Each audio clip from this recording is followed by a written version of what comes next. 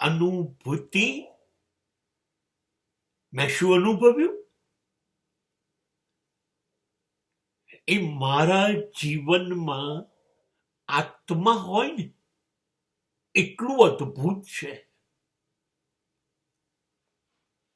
આત્માને કોઈ જોઈ નથી શકતું, અનુભવી નથી શકતું. કોણ આત્માનું વર્ણન કરશે? અને આત્માનું જે વર્ણન થાય, અભિવ્યક્તિ થાય,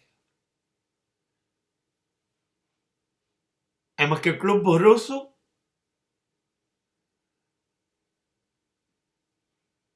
સાચું કહું, અભિવ્યક્તિ, રજૂઆત, એની ઉપરનો મારો ભરોસો, વિશ્વાસ તૂટી ગયો.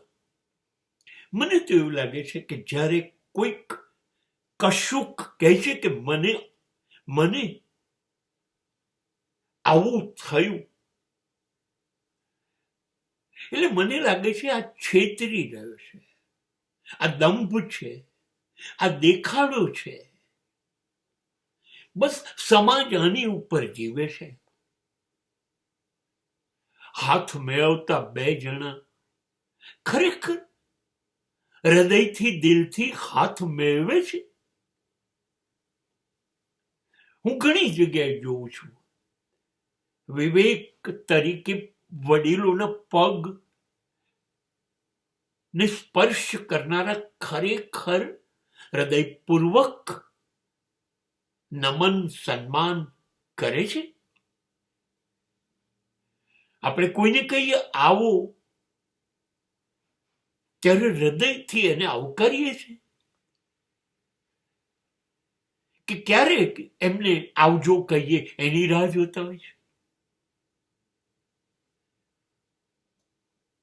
નથી, બધું દંભ, દેખાડો છે. કોઈ મૃત્યુ પામ્યું, બેસણામાં જવું પડશે, પહોંચી ગયા,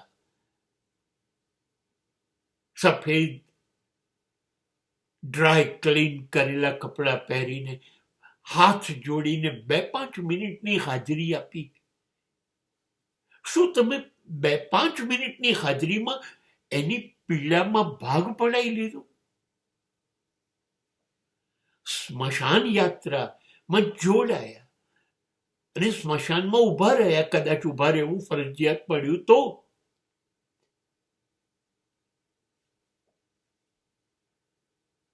તો જે ચિતા ઉપર લાશ ઓગળી રહી છે, એક વ્યક્તિત્વ સમાપ્ત થઈ રહ્યું છે, શું તમે એની સાથે ઓગળી રહ્યા છો ખરા?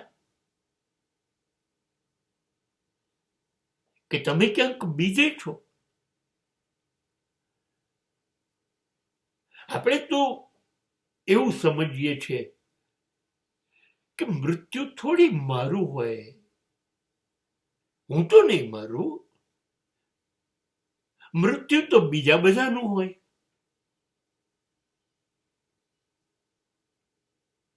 એ જ પરિસ્થિતિ લગ્નમાં છે, એ જ પરિસ્થિતિ જન્મતિથિની ઉજવણીમાં છે, તહેવારોની ઉજવણીમાં છે. બધું જ આપણા માટે ફોર્મેલિટીઝ બની ગયું છે. હું એટલે કહું છું કે અભિવ્યક્તિ, મને કોણ જાણે દંભ, દેખાડો જ લાગે છે.